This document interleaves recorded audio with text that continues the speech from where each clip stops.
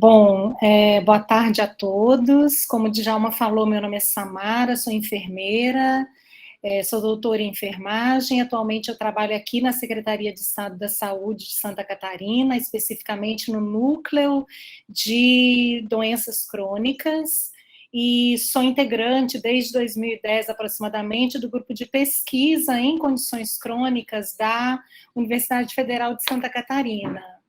E hoje, né, nós vamos falar, então, sobre a implementação da linha de cuidado à pessoa com diabetes mellitus. Eu vou compartilhar minha tela com vocês. Vamos lá, como eu falei, a gente vai falar sobre esse tema, a implementação da linha de cuidado à pessoa com diabetes mellitus. E como tem se falado muito em linhas de cuidado, eu acho pertinente iniciar essa nossa conversa conceituando linha de cuidado.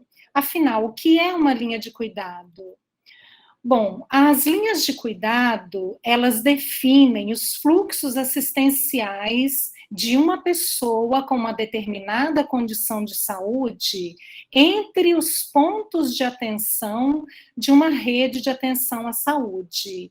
Estes fluxos devem ser garantidos a essas pessoas no sentido de que elas tenham as suas necessidades de saúde atendidas.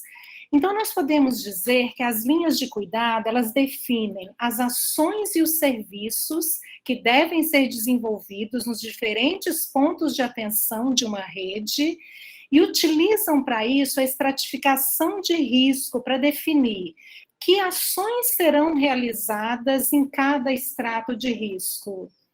E eu gostaria de chamar a atenção para 3 aspectos antes da gente continuar. Primeiro, que a estratificação de risco aqui, o que ela pretende é isso que está colocado, ou seja, definir quais são as ações necessárias para atender a necessidade de saúde de uma pessoa, dependendo da condição de saúde em que ela está. Outro aspecto a ser ressaltado é que as linhas de cuidado não pretendem, de forma alguma, engessar as ações, mas nortear as condutas, né? E uma outra questão que deve ser enfatizada é o seguinte: não tem aqui nenhuma novidade, né, no que se refere às linhas de cuidado. Linhas de cuidado é um conceito que se discute desde que se discute rede de atenção à saúde, e o que a linha de cuidado pretende é o quê? É sistematizar o que as pessoas já fazem no seu cotidiano, e é sobre isso que nós vamos falar aqui. Bem, qual que é a base legal das linhas de cuidado? Lembrando que as redes de atenção à saúde são uma forma de organização do Sistema Único de Saúde, a linha de cuidado à pessoa com diabetes é uma das linhas de cuidado dentro da rede de atenção à saúde das pessoas com doenças crônicas. Esta, por sua vez, é uma das redes temáticas que estão ali expostas na portaria de consolidação número 3, juntamente com a rede cegonha, a rede de atenção às urgências e emergências, a rede de atenção psicossocial e a rede de cuidados à pessoa com deficiência. O anexo 4 dessa portaria de consolidação número 3, cuja origem é a portaria 483 de 2014, define a rede de atenção à saúde das pessoas com doenças crônicas e estabelece diretrizes para a organização de suas linhas de cuidado. É exatamente nessa portaria que as linhas de cuidado são colocadas juntamente com as diretrizes clínicas entre as principais ferramentas de microgestão dos serviços. Então, as linhas de cuidado, elas são orientadas por diretrizes clínicas, elas são uma forma de articulação de recursos e das práticas de produção de saúde entre as unidades de atenção à saúde, e elas visam a coordenação do cuidado ao longo do contínuo assistencial, pressupondo uma resposta global dos profissionais de saúde envolvidos no cuidado e superando aquelas respostas fragmentadas. As diretrizes clínicas, por sua vez, que são recomendações que orientam as decisões assistenciais, decisões estas tanto relacionadas à promoção da saúde, à prevenção de doenças, bem como à condução terapêutica dentro de uma determinada condição de saúde, também são elaboradas a partir de uma concepção ampliada do processo saúde-doença, com foco na integralidade, incorporando, então, as melhores evidências da clínica, da saúde coletiva e da gestão em saúde. As diretrizes clínicas, elas se desdobram nos guias de prática clínica, nos protocolos assistenciais, e, como foi dito, elas orientam as linhas de cuidado. E por que uma linha de cuidado à pessoa com diabetes mellitus? Porque no âmbito das doenças crônicas, o diabetes se configura como um importante problema de saúde pública, tanto pelo número crescente, né, de casos no Brasil e no mundo, quanto pelo impacto que a doença não tratada causa na pessoa, na família e na sociedade. Esse aumento do número de casos pode ser atribuído a vários fatores, dentre os quais a gente deve destacar o processo de urbanização, o envelhecimento da população e o aumento da prevalência de obesidade e de sedentarismo, que são aí fatores de risco importantes para o desenvolvimento da doença. Bom, os dados epidemiológicos mostram esse aumento do número de casos, e eu não vou me adentrar muito a esses aspectos epidemiológicos, mas eu só trouxe aqui dados do último Vigitel, publicados agora em 2021, com ano base em 2020, e nesse inquérito telefônico, 8,2% das pessoas entrevistadas, que eram adultos maiores de 18 anos, referiram diagnóstico médico de diabetes, sendo que esta prevalência aumenta gradativamente com o aumento da idade. Isso tanto na população masculina quanto na população feminina. Estes dois gráficos a seguir mostram a distribuição da doença entre as capitais brasileiras, e aqui, né, eu destaquei Florianópolis, município que nós estamos, onde 9,4% dos homens afirmaram ter diagnóstico médico de diabetes e 6,6% das mulheres que também afirmaram possuir diagnóstico médico de diabetes a partir desse inquérito telefônico. É por causa de tudo isso que a implantação de uma linha de cuidado à pessoa com diabetes é necessária. E foi nessa lógica que a Secretaria de Estado de Santa Catarina publicou, né, baseado em diretrizes nacionais e internacionais, a linha de cuidado à pessoa com diabetes mellitus. Essa publicação mostra os fluxos, então, da pessoa que possui essa doença dentro da rede de atenção à saúde, bem como as atribuições de cada ponto de atenção à saúde que formam essa rede. Então, mais uma vez, o objetivo da implantação da linha é dar subsídio para as ações voltadas tanto à promoção da saúde, à prevenção do diabetes, a sua detecção precoce para a realização de um tratamento num tempo oportuno, o controle da doença e, principalmente, o estabelecimento de novas e fortes articulações entre os níveis de atenção à saúde, e esse talvez seja o maior desafio. Então, a rede de atenção à saúde da pessoa com diabetes é composta pelos 3 níveis de atenção: atenção primária, atenção ambulatorial especializada e atenção hospitalar. A atenção primária à saúde é formada por vários pontos de atenção à saúde, desde o domicílio da pessoa, a escola, a comunidade, até a unidade básica de saúde, obviamente, e serviços de apoio como telesaúde, teleconsultoria, telemedicina, bem como as equipes multiprofissionais. Já a atenção especializada é constituída pelas policlínicas, pelas unidades de pronto atendimento, e a atenção hospitalar pelos hospitais, com leitos de UTI, unidades de nefrologia. E apesar, né, então, da nossa rede de atenção à saúde ser formada por esses 3 níveis de atenção, o modelo teórico que orienta o cuidado às pessoas com condições crônicas é composto por 5 níveis, de intervenções do sistema de saúde. Esse modelo de atenção às condições crônicas, também conhecido como MAC, ele foi elaborado por Mendes e publicado pela Organização Pan-Americana em 2011, e ele é utilizado pelo Ministério da Saúde brasileiro como referencial para todas as ações direcionadas a pessoas com condições crônicas.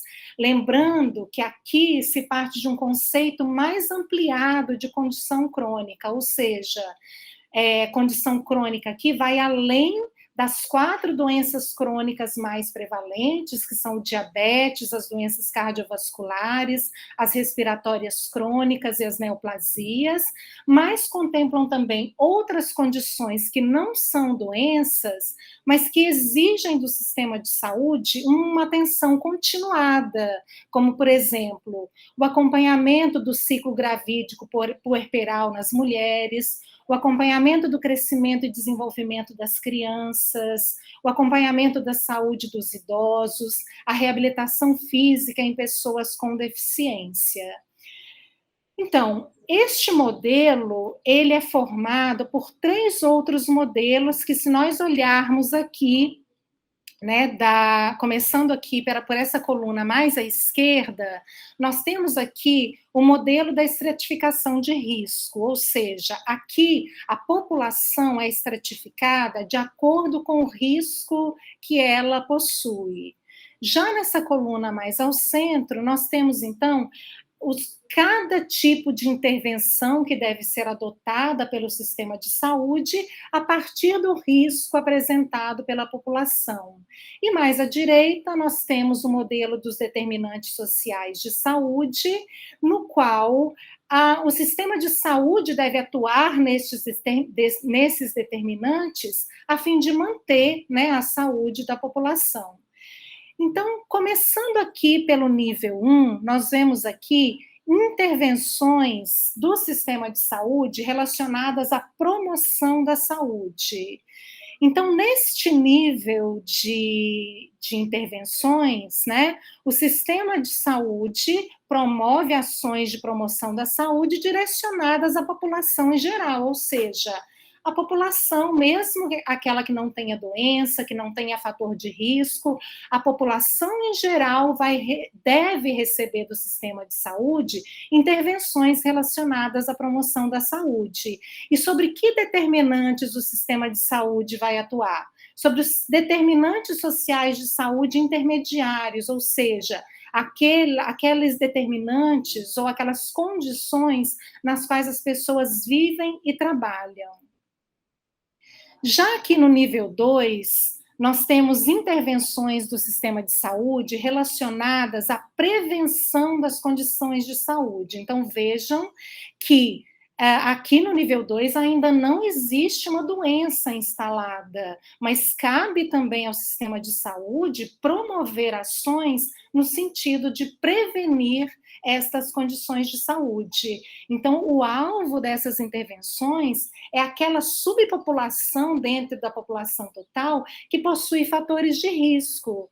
Então, as intervenções do sistema de saúde aqui serão direcionadas para aqueles 4 fatores de risco que são comuns às 4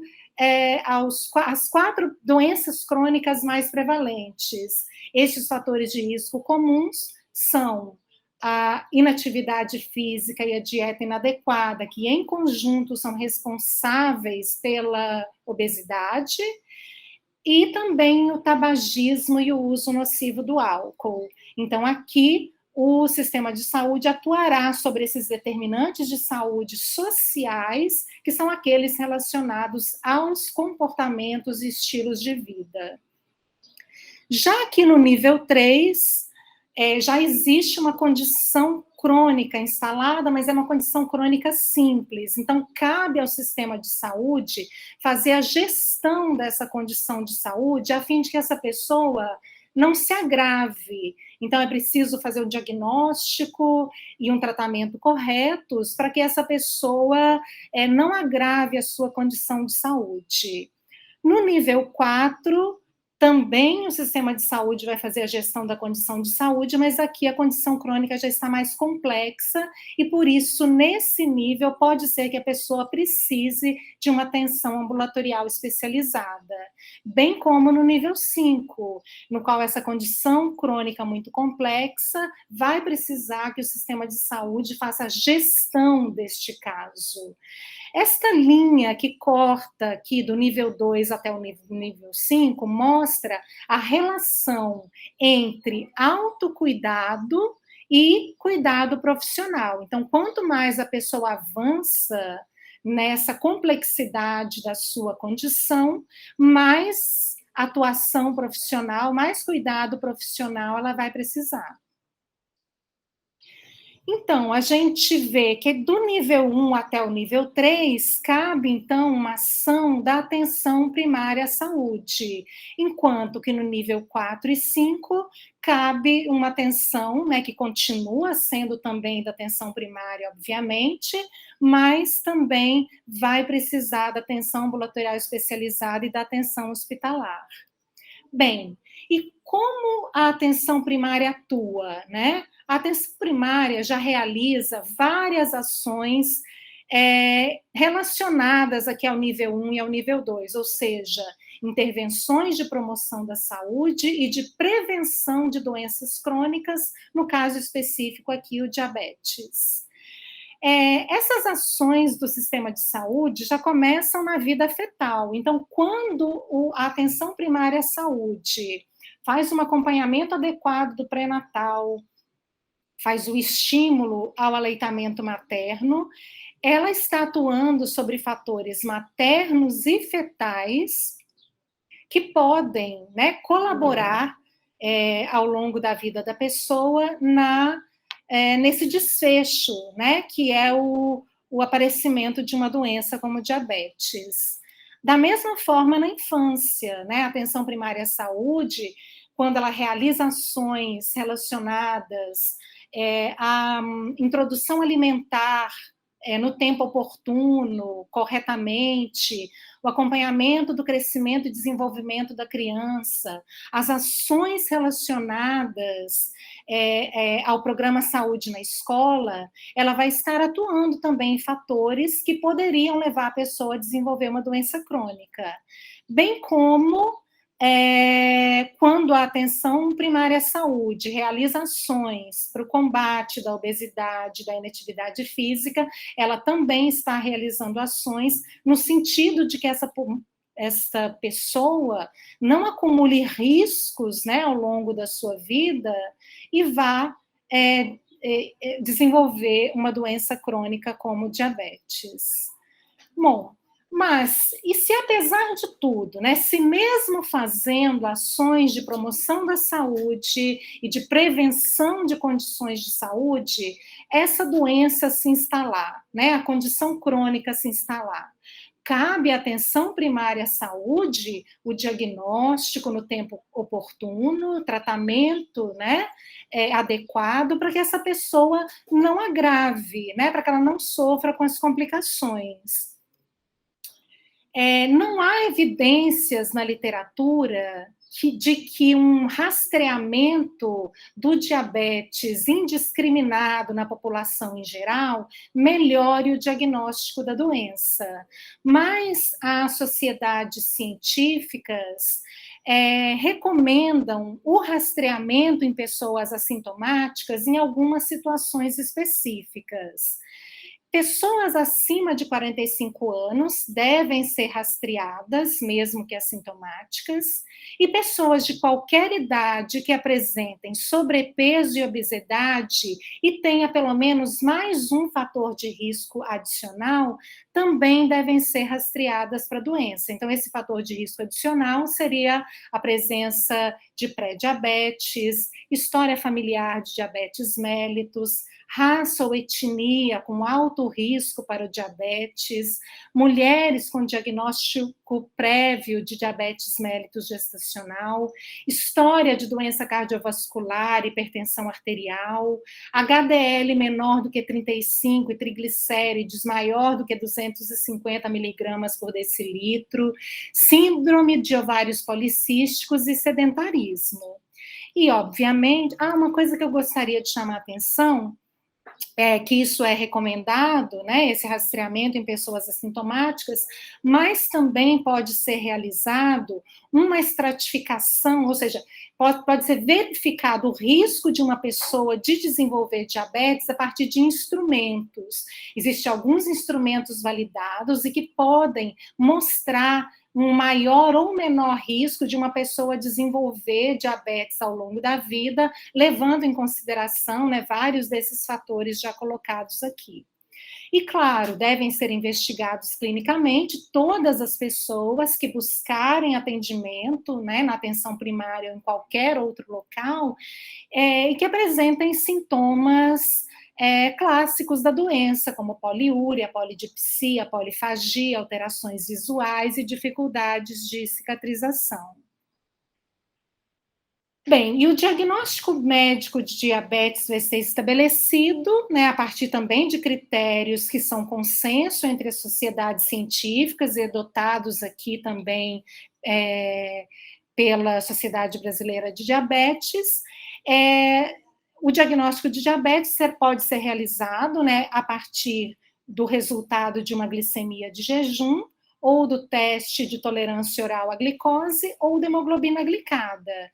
Então, glicemia de jejum maior ou igual a 126 miligramas por decilitro de sangue, bem como teste de tolerância oral à glicose maior ou igual a 200, ou hemoglobina glicada maior ou igual a 6,5%, farão, né, ou darão o diagnóstico de diabetes. Os valores normais para essas glicemias é até 99 miligramas por decilitro de sangue, quando a gente considera a glicemia de jejum, até 139 quando a gente considera o teste de tolerância oral à glicose, e até 5,6% quando a gente considera a hemoglobina glicada, ou seja, pessoas que ficarem com estes valores intermediários, né, ou seja, fora do parâmetro normal, mas também não entram na classificação do diabetes, elas ficam num estágio de alto risco para o desenvolvimento do diabetes, que também é chamado de pré-diabetes,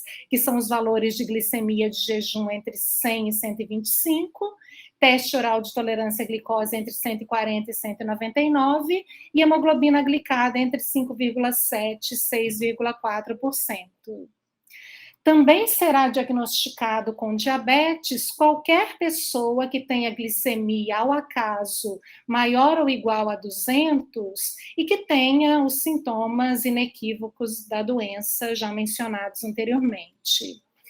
Bom, e como que vai ser a estratificação de risco desta pessoa na linha de cuidado? A estratificação de risco, como eu disse, tem como pretensão saber que ações serão realizadas para que essa pessoa tenha, né, um cuidado adequado ali da sua condição de saúde. Essa estratificação de risco leva em consideração, no caso do diabetes, o controle glicêmico, que será avaliado pela hemoglobina glicada, a presença ou ausência de complicações agudas e crônicas e a sua capacidade para o autocuidado. Então, será considerado como risco baixo aquelas pessoas que tiverem o diagnóstico de pré-diabetes.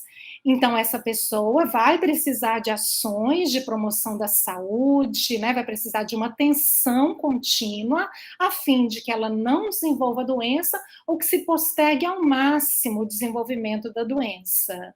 Será considerada como risco médio aquela pessoa, então, que já tem a doença instalada, diabetes mellitus diagnosticado, mas que esteja com controle metabólico e pressórico adequado, ou seja, hemoglobina glicada menor do que 7,5%.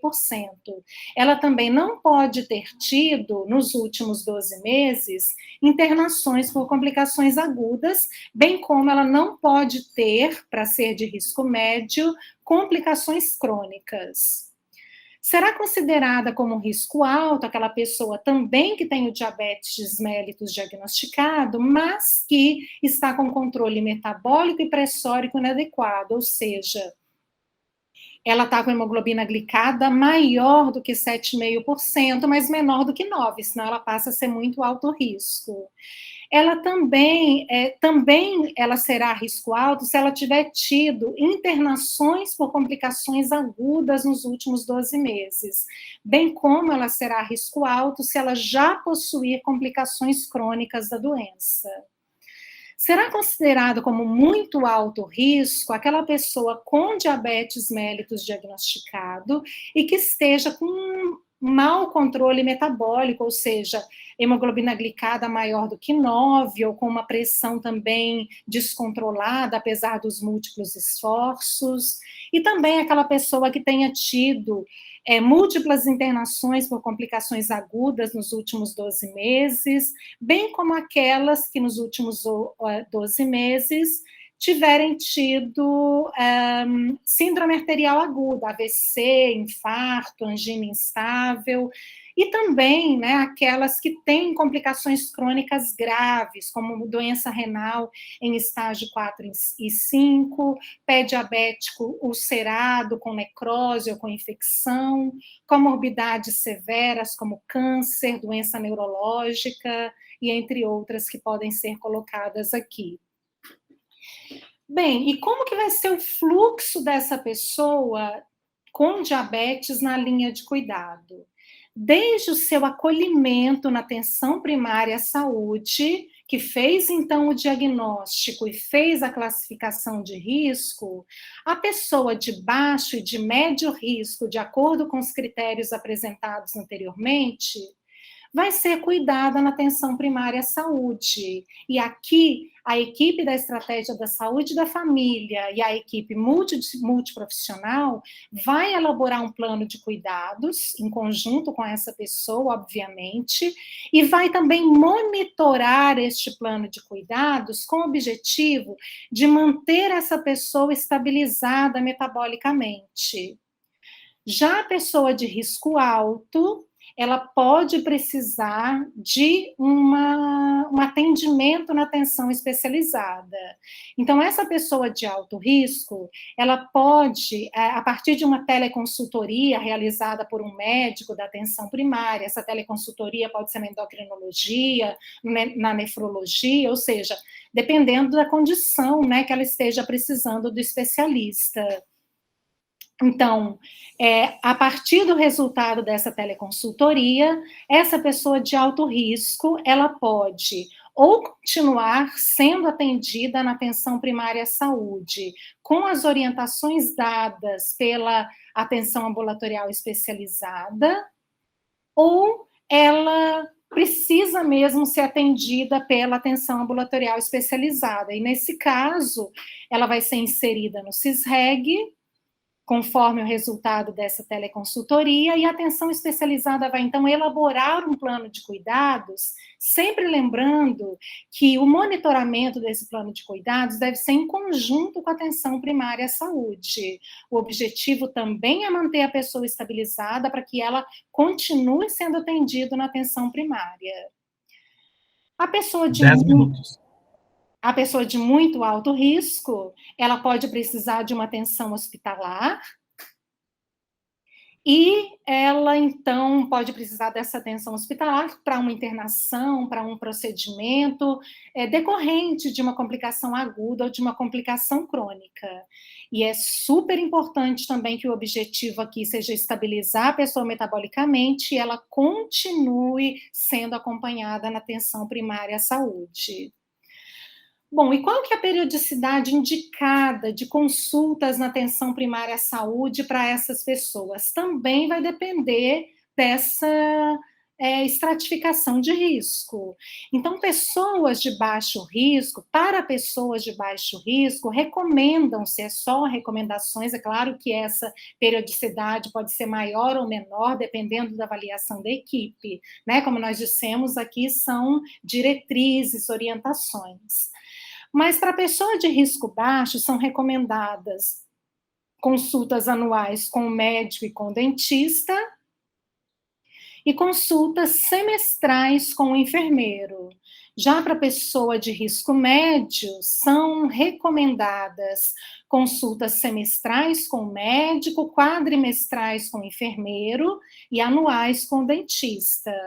A pessoa de risco alto, é recomendado consultas quadrimestrais com o médico, trimestrais com o enfermeiro e anuais com o dentista. Já para pessoa de muito alto risco, consultas trimestrais com o médico, mensais com o enfermeiro e semestrais com o dentista. Bom, e de acordo também com o risco é que as ações serão direcionadas. Então, pessoas de baixo e de médio risco, como foi dito anteriormente, serão atendidas na unidade básica de saúde com aquela periodicidade de consultas recomendadas. E que ações a atenção primária deve realizar? Para a pessoa de baixo risco, promoção de estilo de vida saudável, conscientizá-la, né, sobre o risco dela de desenvolver diabetes, lembrando que aqui, né, estão aquelas pessoas que têm pré-diabetes. Para as pessoas com excesso de peso, trabalhar reeducação alimentar, seja em atendimentos individuais, seja em atendimento em grupo, já que esse é um importante fator de risco para o desenvolvimento da doença. Essas pessoas também devem receber uma investigação anual quanto ao próprio diabetes, obviamente, e também quanto aos fatores de risco cardiovascular, porque ela tem tanto o risco cardiovascular quanto aquela pessoa que possui diabetes. Então, é preciso fazer um monitoramento da pressão arterial, do peso, IMC, circunferência abdominal e acompanhamento dos lipídios séricos. E a pessoa de médio risco também vai precisar, né, dessas mesmas ações, só que aqui, como ela já tem o diagnóstico da doença estabelecido, ela vai precisar de prescrição de medicamentos, né, de rastreamento de complicações crônicas, e também estímulo para mudanças de hábitos não saudáveis de vida e monitoramento dos fatores de risco. Para a pessoa de alto e muito alto risco, nós já dissemos, ela pode precisar, então, da atenção especializada, mas ela deve continuar o seu atendimento na atenção primária, então deve ser esse atendimento compartilhado, e ela também deve receber, né, tanto na atenção primária quanto na atenção especializada, ter a sua pressão aferida, os seus exames, né, de colesterol e hemoglobina glicada solicitados, os medicamentos prescritos, tratamento de complicações crônicas, caso elas existam, e um acompanhamento periódico para se evitar internações e, obviamente, ações relacionadas às mudanças de hábitos não saudáveis. Bom, e é também muito importante a solicitação de exames, né, independente do risco em que essa pessoa esteja. Então, para estas pessoas, né, tanto de risco baixo, médio ou alto e muito alto risco, é muito importante que sejam solicitados os exames, glicemia de jejum e hemoglobina glicada, né, para o acompanhamento desse controle metabólico. Foi muito enfatizado na web palestra da semana anterior, que foi ministrada pela médica nefrologista a doutora Denise, que é da atenção especializada. Ela enfatizou bastante a importância do rastreamento de doença renal crônica em pessoas com diabetes. Então, para isso, é muito importante a estimativa da taxa de filtração glomerular, bem como a relação albumina-creatina, que são exames que podem detectar a doença renal crônica num tempo oportuno, para que o tratamento seja realizado também em tempo oportuno, né? Quanto mais precocemente se iniciar o tratamento, melhor pode ser a evolução do caso. E também são necessários exames, né, como colesterol total, LDL, HDL, triglicerídeos, rotina de urina, exames, né, de fundoscopia e eletrocardiograma. Cabe a todos os profissionais da atenção primária à saúde o cuidado a essa pessoa com diabetes. Então, cabe ao agente comunitário de saúde o cadastro das famílias, o reconhecimento na comunidade de pessoas que apresentem fatores de risco para a doença, também a orientação de pessoas que já têm o diagnóstico da doença, para que elas façam o tratamento corretamente. Cabe ao técnico de enfermagem o acolhimento dessa pessoa quando ela busca a unidade básica de saúde, o encaminhamento para consulta com o enfermeiro, nos casos em que isso for necessário. Cabe ao enfermeiro a realização de consultas de enfermagem para o acompanhamento dessa pessoa que tem diabetes, para as orientações em relação à alimentação, à atividade física e também ao uso correto dos medicamentos. Cabe ao enfermeiro a realização de consultas compartilhadas com o médico de família e comunidade, nos casos que exigirem essa conduta. E cabe ao médico de família e comunidade a prescrição dos medicamentos, o acompanhamento dessa pessoa e a todos, né? Fazer um plano de cuidados integrado para que todos compartilhem esse cuidado e estabeleçam vínculo com essa pessoa que tem diabetes. E lá na atenção especializada, como já foi dito, também, né, essa pessoa vai ter um plano de cuidados elaborado, mas ele deve ser compartilhado, né, além de ser compartilhado com a própria pessoa, também com a atenção primária à saúde. Cabe à atenção especializada também a solicitação dos exames especializados para avaliação periódica, bem como também é muito importante que a atenção especializada dê apoio às equipes de atenção primária, seja por meio de ações de educação permanente, ou por matriciamento, né, ou compartilhamento da gestão da condição de saúde da pessoa com diabetes. E cabe a todos os profissionais de saúde, independente do ponto de atenção em que ele esteja, promover ações de educação em saúde. E é importante enfatizar que a gente deve tentar romper um pouco essa educação em saúde romper com aquele modelo tradicional de educação em saúde, baseado em aulas, em palestras, né? E realizar ações de educação em saúde que realmente coloquem a pessoa como sujeito ativo do seu tratamento. Então, atividades em grupo são ótimas, podem e devem ser realizadas, mas tendo isso como pressuposto, né? Rodas de conversa que coloque a pessoa como agente ativo. É também uma das tecnologias de cuidado e de educação sugeridas, que já foi bastante mencionada anteriormente, é a organização desse plano de cuidados. Então, o que é esse plano de cuidados?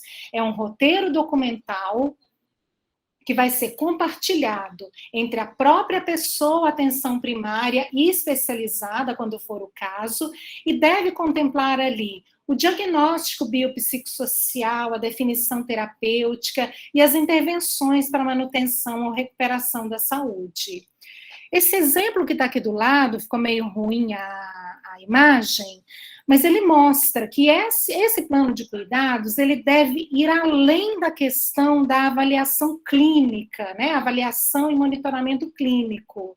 Óbvio, isso é super importante, mas ele também deve contemplar questões relacionadas ao autocuidado, ou seja, qual que é a capacidade dessa pessoa de autocuidar-se? Ela qual a motivação dessa pessoa para mudança de hábitos, para mudança, né, no seu cotidiano? Ela tem suporte familiar para isso, suporte social para isso? E assim a gente promove esse autocuidado apoiado, né? Então, autocuidado apoiado é a palavra-chave no cuidado à pessoa com doença crônica, incluindo aqui a pessoa com diabetes. Autocuidado são todas aquelas ações que as pessoas realizam para promover a sua saúde, para prevenir doenças ou para cuidar da sua condição de saúde e prevenir complicações.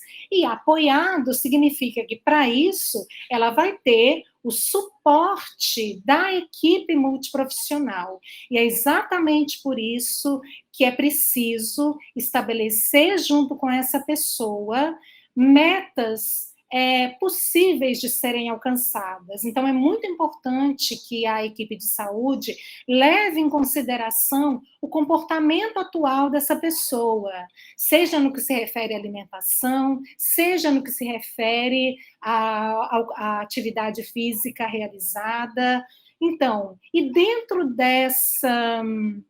desse comportamento atual, o que é possível mudar? E a partir daí estabelecer metas possíveis, né? E aí romper realmente com a questão prescritiva do tratamento, que sabidamente não vai funcionar. Bom, isso para finalizar, né, é tão importante esse estabelecimento do vínculo, né, da equipe, entre equipe e pessoa com diabetes, que eu trouxe aqui para compartilhar com vocês o resultado desse estudo, que foi conduzido por nós, em 2017, foi publicado agora, esse ano, em 2021, e esse estudo foi um estudo observacional, mas ele traz entre os seus resultados que pessoas com diabetes que são atendidas por equipes da saúde da família, com melhor coordenação do cuidado e organização da agenda, tem melhor adesão em alguns aspectos do tratamento, como, por exemplo, adesão à dieta, ao monitoramento glicêmico e ao uso dos medicamentos, reforçando aí a importância, né, desse vínculo, né, entre equipe e pessoa com diabetes, para que a pessoa, então, tenha um cuidado integral, né, longitudinal, contínuo, e não sofra com as complicações da doença. Aqui estão as referências utilizadas. Só para fechar, então, né, e reforçar mesmo, como eu disse lá no início, aqui, né, não foi colocado uma grande novidade, né? Se a gente olhar, isso é tudo que já se faz, mas de uma forma sistematizada. E realmente o nosso grande desafio, como eu falei, é fazer essa conversa entre atenção primária e atenção especializada. No caso da atenção primária, voltar o olhar para as pessoas com doenças crônicas, que na pandemia, infelizmente, né, os números mostram que essa população ficou menos atendida, e isso já trouxe consequências, né, nos números de doenças.